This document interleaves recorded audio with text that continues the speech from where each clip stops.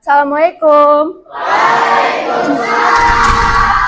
Udah siap belajar marketing hari ini? Oke.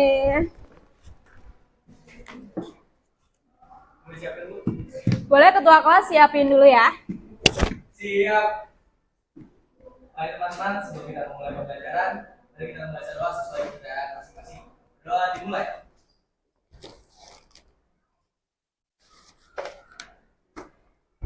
Doa selesai. Beri salam. Assalamualaikum warahmatullahi wabarakatuh.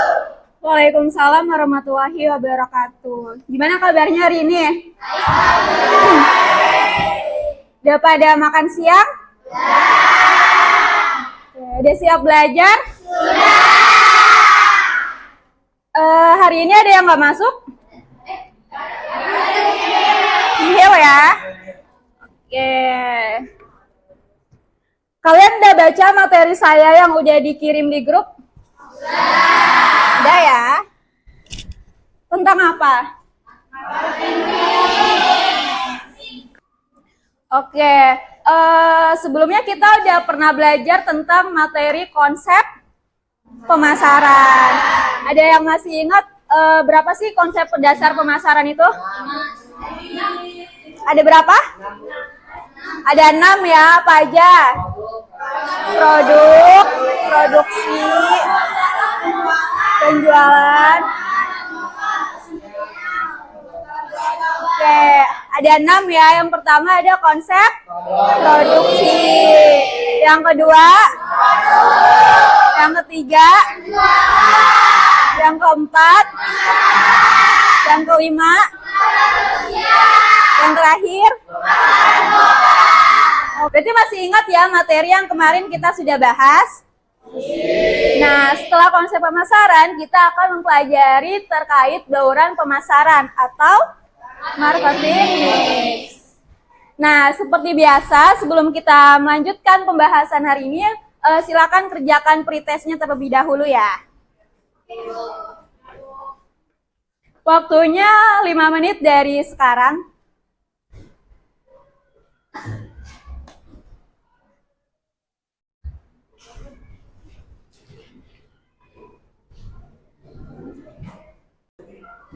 Udah selesai? Sudah? Oke, kita next ya. Nah, kalian kalau beli produk itu pernah nggak kayak misalkan mentingin dari kualitasnya itu bagus. Jadi kalian akhirnya memutuskan untuk membeli produk dengan brand tersebut. Pernah? Terus kalau misalkan tadinya kalian nggak kepikiran untuk beli suatu produk, cuman pas kalian lagi lihat-lihat ternyata lagi ada diskon tuh, terus ada promo yang menarik. Terus kalian pernah nggak tiba-tiba langsung beli aja kayak gitu? Sering? Kenapa kayak gitu? Karena diskon. Oke. Lanjut. Nah, kalau misalkan kalian beli produk nih ke suatu tempat gitu ya, terus pelayannya itu ramah, ataupun kalau jasa misalkan ya, customer service-nya itu kayak responsif, cepat tanggap, kayak gitu. Kalian suka gak? Kalian bakal menyarankan produk tersebut ke teman-teman kalian gak? Kenapa? Karena baik, bagus, responsif gitu ya. Oke, terakhir. Terus kalau misalkan tempat atau packagingnya bagus, itu jadi salah satu faktor yang bakal kalian pertimbangin nggak? Iya. Kenapa kayak gitu? Ya, karena kalau tempatnya nyaman, enak ya? Kayak gitu. Nah, kalian tahu nggak sih dari yang tadi saya tanyain, itu termasuk salah satu atau beberapa gitu ya, faktor yang terdapat dalam bauran pemasaran. Kan kalian udah baca nih, bauran pemasaran itu ada berapa? Ada 7 ya. Nah, oke. Nah, sebelum itu tujuan pembelajaran pada kali ini yaitu murid dapat menjelaskan elemen-elemen dalam bauran pemasaran dan perannya dalam strategi bisnis dengan benar. Sekarang kita bahas terkait materi bauran pemasaran. Nah, yang pertama itu apa sih bauran pemasaran itu? Ada yang mau jawab? Boleh, Firsya? Bauran pemasaran adalah strategi yang digunakan perusahaan untuk mengatur berbagai aspek dalam memasarkan produknya, mulai dari bagaimana produknya ditawarkan, cara menarik perhatian konsumen, sampai menciptakan pengalaman yang membuat mereka mau membeli. Dengan memahami bauran pemasaran, perusahaan bisa lebih mudah mencapai target penjualan dan membangun hubungan baik dengan pelanggan. Jadi di dalam bauran pemasaran ini adalah strategi gitu ya, yang akan digunakan perusahaan gitu untuk mengatur gimana sih caranya produknya itu bisa terjual, tapi nggak sekedar terjual aja gitu. Jadi pelanggan itu bisa puas terkait barang yang mereka beli. Jadi nggak ada rasa kecewa kayak gitu ya. Nah, sampai sini bisa dipahami? Kita lanjut ya. Oke, bauran pemasaran ada berapa tadi? 7. Boleh disebutin, yang pertama ada? Yang kedua?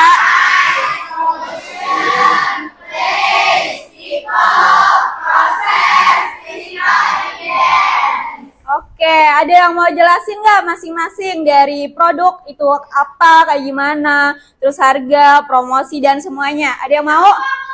Boleh, Jara mau apa? Boleh, silakan maju. Dengerin ya teman-teman, jangan ada yang ngobrol. Nah, jadi produk itu salah satu yang ditawarkan kepada konsumen untuk memenuhi kebutuhan sehari-hari. Nah, produk itu bukan cuma berupa barang aja, tapi juga bisa berbentuk tidak berwujud. Contohnya tuh seperti kalau misalnya yang berwujud itu bisa berupa sembako untuk memenuhi kebutuhan sehari-hari. Terus kalau misalnya tidak berwujud, itu tuh bisa tukang cukur, karena kan memenuhi kebutuhan kita ya untuk menyukur rambut. Jadi gitu, sekian, terima kasih. Jadi kesimpulannya di produk itu apa? Produk itu berupa barang aja atau tidak? Tidak. Berarti ada yang berwujud dan juga tidak berwujud. Kalau yang berwujud itu contohnya? Barang, snack. Nah, kalau yang tidak berwujud? Ya, bisa dirasakan, contohnya kayak jasa ya. Jasa apa aja? Tukang cukur rambut, bengkel, ya, tukang pijit, banyak ya. Nah, terus jenis barang berdasarkan tujuan pemakaiannya itu dibagi jadi dua. Ada barang konsumsi dan juga barang industri. Kayak gitu. Ini dijelasin apa skip aja? Nah, terus yang kedua itu ada price atau harga. Ada yang mau jelasin? Boleh, Cika, silakan. Nah, jadi price itu kan di sini kan daftar harga, potongan harga, diferensiasi, diskon, syarat kredit. Nah, jadi kalau di sini itu pengertiannya adalah sejumlah uang yang dibutuhkan untuk memperoleh barang atau jasa tertentu, ataupun kombinasi keduanya. Dengan kata lain, harga merupakan nilai tukar dan jasa yang dinyatakan dalam satuan mata uang. Bagi konsumen, harga diukur dari nilai kepuasan yang dirasakan atas produk yang dibeli. Jadi kalau misalnya nih perusahaan nih, pasti kan mereka sering memberikan diskon gitu kan kepada konsumen agar konsumen tuh mau membeli produknya. Ya, itu. Oke, ya. Kasih Cika. Jadi kita untuk menentukan harga itu jangan cuma ditentuin asal gitu ya. Tapi gimana produk itu tuh sesuai antara produk yang ditawarkan dan juga nilai yang akan konsumen dapat kayak gitu. Nah, yang ketiga ada promotion. Ada yang mau menjelaskan? Boleh, Grace?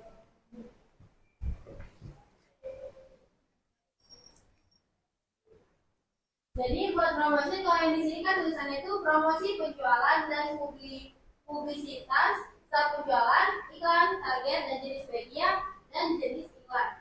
Nah, jadi itu promosi itu tuh upaya kita cara menyampaikan informasi, cara kita membujuk, dan juga cara kita mengingatkan konsumen atas produk-produk yang kita perjualbelikan.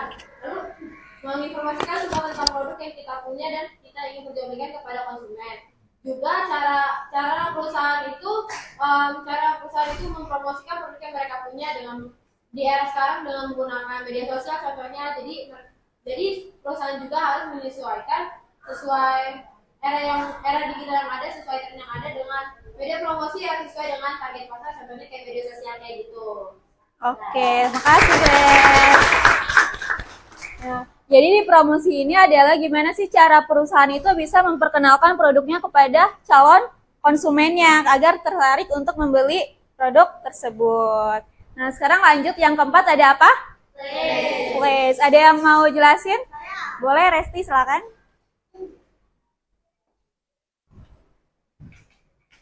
Jadi, place itu adalah tempat atau lokasi yang berpengaruh besar terhadap kelancaran penjualan dan citra merek.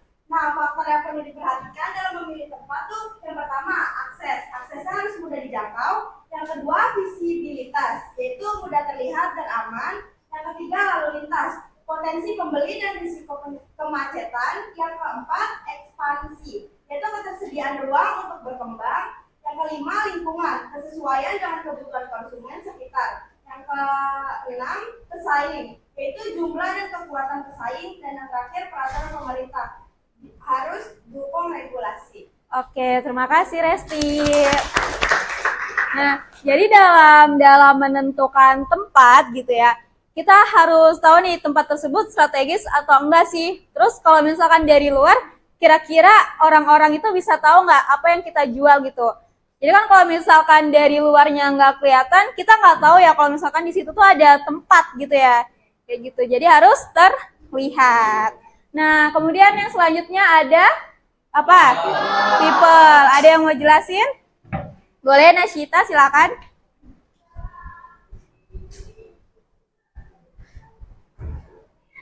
Jadi tuh people tuh faktor utama dalam keberlangsungan perusahaan. Jadi seperti SDM-nya gitu, sumber daya manusianya.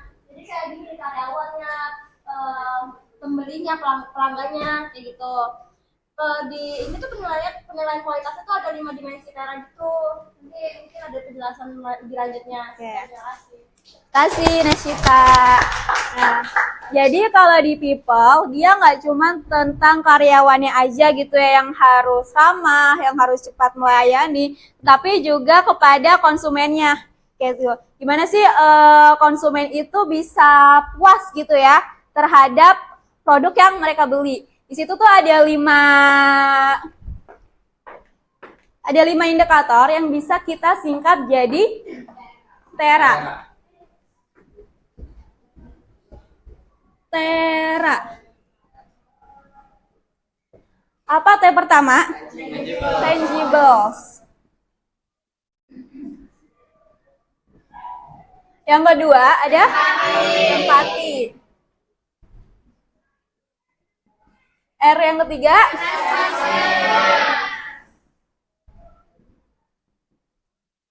yang keempat ya yang terakhir A assurance. Sampai sini ada yang mau ditanya? Tidak ada? Masih paham? Oke, kita lanjut ke yang terakhir, yaitu ada physical evidence. Ada yang mau yang menjelaskan? Boleh, Eros, silakan. Oke, jadi physical evidence atau bukti nyata adalah segala sesuatu yang dapat dirasakan oleh pelanggan dan bisa menjadi bukti atas layanan atau barang yang diterima oleh pelanggan. Nah, physical evidence atau bukti fisik ini paling penting atau cocok sekali untuk bisnis yang berjalan pada sektor jasa. Jadi karena jasa itu bersifatnya tidak berwujud atau intangibles, maka jasa dibutuhkan bukti fisik seperti contohnya fasilitas, peralatan, seragam, karyawan dan bangunan. Atau kalau misal kita mau naik pesawat, itu ada tiket. Nah, tiket itu adalah sebuah bukti fisik atau physical evidence yang disediakan oleh perusahaan. Terima kasih. Oke, sama-sama. Terima kasih, Ros. Jadi di physical evidence ini adalah bukti fisiknya gitu ya. Kalau dalam jasa, jasa ini kan kita nggak bisa megang produknya gitu ya. Maksudnya nggak bisa kita milikin. Nah, bukti fisiknya itu seperti apa? Kayak contohnya kalau kita naik pesawat, itu termasuk jasa atau tidak? Kenapa? Karena yang kita dapat itu pelayanannya gitu ya. Nah, bukti fisiknya apa? Ya, sebuah tiket pesawat tersebut kayak gitu. Nah, sampai sini ada yang mau ditanyakan? saya. Boleh? Kalau saya penasaran aja sih, kalau misalnya saya jualan kecil-kecilan gitu di media sosial, itu tuh harus pakai memenuhi 7P ini nggak sih Bu, atau nggak usah? Oke, kalau usahanya masih kecil-kecilan harus memenuhi 7P atau tidak? Sebelum saya jawab, teman-teman ada yang mau jawab dulu? Ada yang mau? Nggak ada ya? Nah, sebetulnya harus juga ya, karena kan tadi pertanyaannya gimana? Kalau lagi usaha kecil-kecilan Iya. di media sosial, itu harus memenuhi 7P atau nggak usah? Lebih baik harus memenuhi ya, karena kan di 7P ini kan mulai dari produknya. Nah, kamu bisa kayak nentuin strategi produknya itu seperti apa, kemudian harganya, promosinya, dan lain-lain sampai dengan ke physical evidence kayak gitu. Jadi kalau misalkan walaupun masih dalam skala kecil gitu ya, tapi kan kalau misalkan nanti konsumennya puas, mereka akan merekomendasikan lagi ke temennya lagi gitu. Jadi bisa jadi dari usaha skala kecil nanti besar gitu, karena kamu sudah menerapkan 7P ini dalam usaha kamu kayak gitu. Paham? Terima kasih Bu. Iya, sama-sama. Ada lagi yang mau bertanya? Boleh? Bu, kenapa sih harus ada 7P? Emang kan cukup cuma produk sama harga aja buat bikin usaha laku? Kenapa harus ada 7P? Kenapa nggak cuman harga sama produk aja? Kenapa?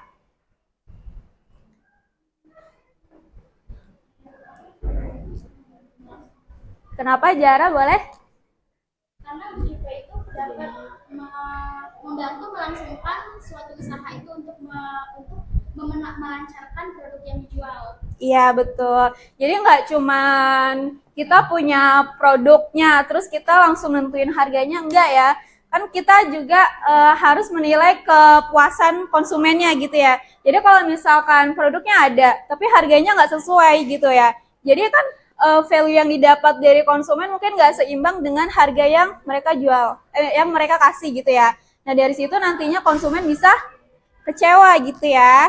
Nah, sampai sini sudah dipahami? Ada yang mau bertanya lagi? Bu, ini kan ketujuhnya itu penting ya. Iya. Jadi kalau misalnya nih sebuah perusahaan itu kayak nggak bisa ngelengkapin satu aja dari ketujuh ini, kira-kira tuh apa sih yang paling kecil dampaknya jika salah satu dari mereka itu nggak dipenuhin? Yang paling kecil. Sebetulnya di sini kan ada 7P ya. Ada 7P. Yang terpenting itu ada 4, yaitu dari produknya, harga, promosi, dan juga lokasi. Untuk ketiga yang dari people, proses, dan juga physical evidence itu sebagai pelengkapnya. Jadi kalau misalkan dampaknya dia nggak menerapkan ketujuhnya atau keempatnya itu, mungkin terhadap citra merek produknya tersebut kurang baik. Jadi kalau misal satu aja yang nggak usah ada di situ, kayak pasti semuanya penting kan? Iya, Tapi betul. kalau misal setidaknya deh satu yang disingkirkan, apa yang paling kecil dampaknya? Coba contohnya yang mau disingkirkan apa? Kalau misal aspek people ini nggak ada, Aspek people-nya nggak ada. Nah, iya, pengaruhnya besar karena di people ini nantinya karyawan akan dilakukan pelatihan kayak gitu ya. Nah, pelatihan itu bertujuan untuk apa? Kalau misalkan karyawan ini nggak ada trainingnya dulu gitu ya, nanti mereka langsung misal nih keterima kerja langsung terjun gitu. Mereka kan nggak tahu kan alur prosesnya seperti apa gitu ya, cara menanganin konsumennya. Terus misalkan ada keluhan dia nggak tahu kayak gitu. Mungkin terus kemudian cara mereka melayani konsumennya itu kurang cepat, kurang tanggap kayak gitu. Jadi di ini semuanya saling berkaitan gitu ya.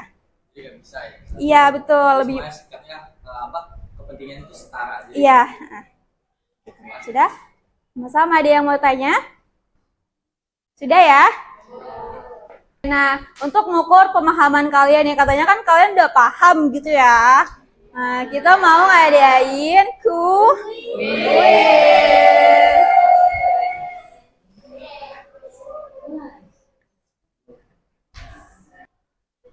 Silakan di-scan dulu pakai nama asli ya, jangan nama random.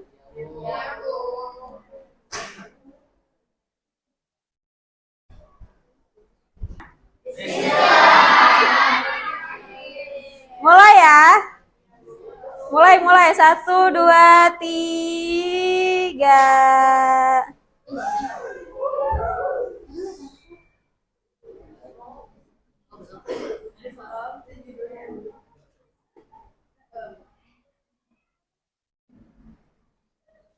Apa tujuan utama marketing mix? Ayo apa? Tadi udah dibahas.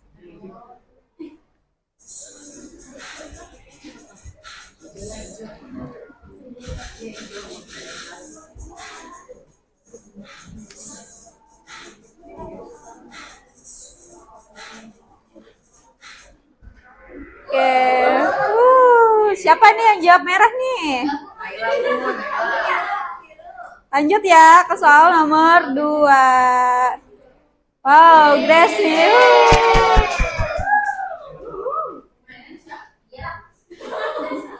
Lanjut, karakteristik jasa yang tidak bisa dipisahkan dari sumbernya.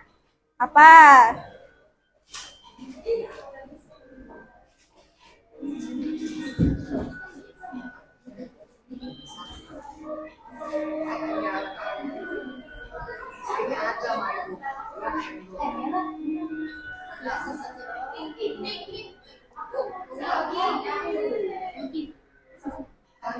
Ayo, nggak boleh bisik-bisik ya.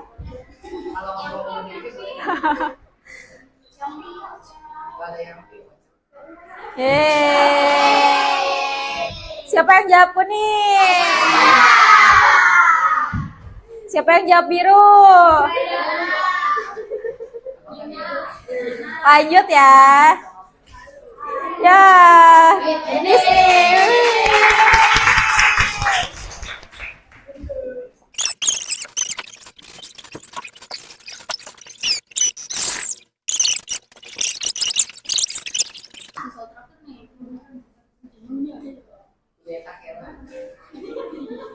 Ayo, terakhir.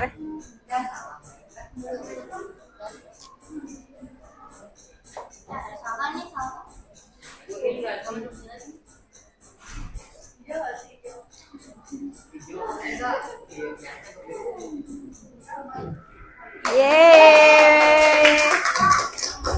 Kita lihat siapa yang pertama.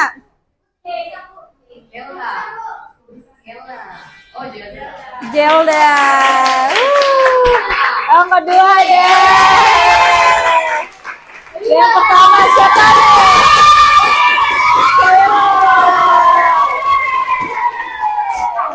Runner up.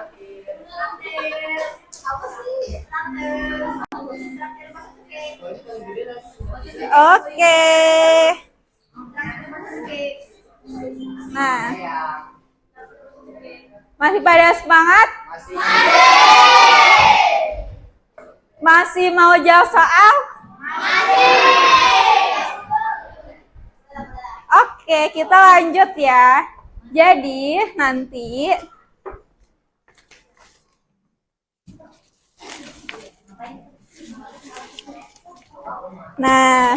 di sini saya ada 5 paket soal. Dari soal yang paling gampang dan paling susah. Nanti kalian silakan masing-masing di sini ada poinnya. Mulai dari poin 5 sampai dari poin 10 sampai dengan poin 30. Jadi semakin tinggi poin yang kalian dapat, semakin besar juga nilai yang akan kalian dapat juga. Jadi nanti kalian silakan ngambil soal, terserah mau berapa soal kek. Tapi satu-satu dulu kayak gitu. Nanti kalau udah mau selesai, kalau mau menambah ambil lagi nggak apa-apa. Kayak gitu. Paham? Nah, di sini nanti kalian boleh jawab soalnya di sini ya. Silakan kalian tempel. Nanti tolong ngoper ke belakang. 2, 3.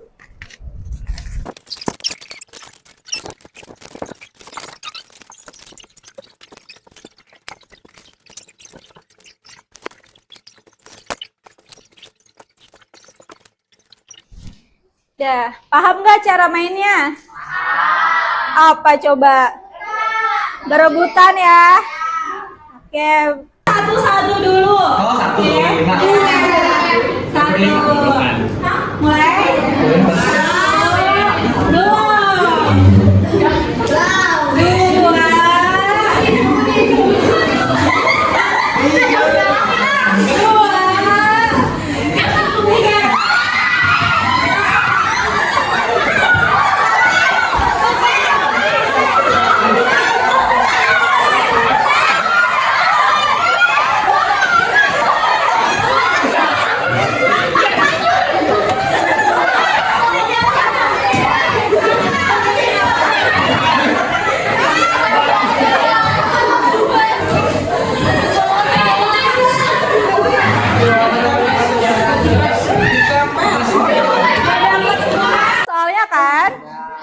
jadi nanti ditempel, kalian kerjakan. Oke?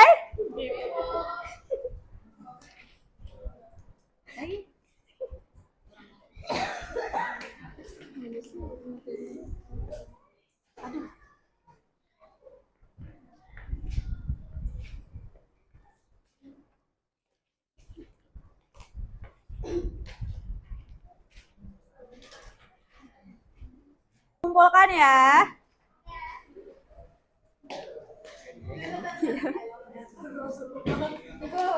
Oke.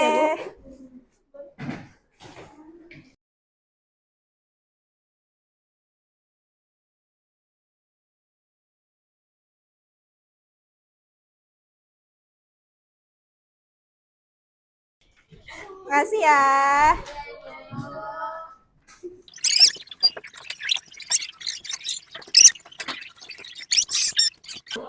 Nanti saya koreksi ya. Nanti nilainya bakal saya bagiin next pertemuan. Oke. Nah, jadi dari pembelajaran hari ini apa aja yang kalian dapat?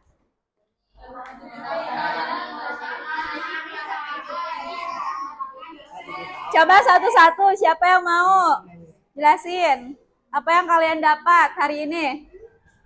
Boleh kan ya? Jadi yang saya dapat hari ini, saya mengetahui strategi bauran pemasaran itu digunakan perusahaan untuk mengatur berbagai aspek dalam memasarkan produk. Nah, terus ada termasuk unsur 7P juga yang tidak kalah penting, maksudnya benar-benar penting untuk agar perusahaan itu berjalan dengan lancar. Kalau misalnya nggak ada unsur 7P, ternyata perusahaan tuh kayak ngikutin arus juga, itu bakalan lama-lama akan kayak menghambat itu. Jadinya nggak berkepanjangan gitu tidak ya. berkepanjangan kalau tidak menggunakan 7P. Oke, terima kasih Kak Naya. Ada lagi? Ada lagi yang mau menjelaskan hal apa yang kalian dapat hari ini? Ada? Nah, siapa coba satu atau dua orang yang mau ngasih refleksi hal apa yang kamu pelajari hari ini? Yang kamu dapat? Boleh? Ican? Jadi itu tentang pelajaran kali ini kita tahu bahwa tuh 7P tuh dari masing-masing harinya tuh apa. Jadi yang tadinya kita nggak tahu, kita jadi tahu tuh kayak produk tuh apa, kayak harga tuh apa, promosi tuh apa gitu. Oke. Dan lain-lainnya. Siap, makasih Ican.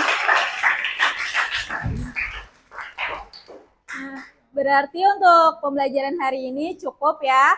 Nah, kalian jangan lupa nanti di rumah belajar terkait materi pengembangan produk. Materinya nanti akan saya share habis ini ya. Oke. Ketua kelas boleh tolong disiapkan doa pulang dulu.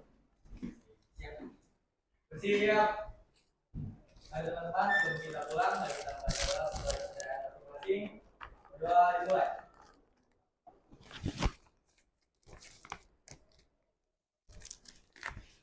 Berdoa selesai. Beri salam.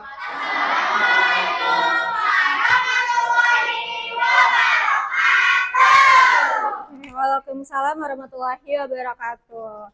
Jangan lupa ya dipelajari materi hari ini lagi di rumah masing-masing. Terus jangan lupa berlatih soal yang nanti saya kasih ya di grup ya. Dan minggu depan kita akan belajar. Oke, hati-hati di jalan pulang ya.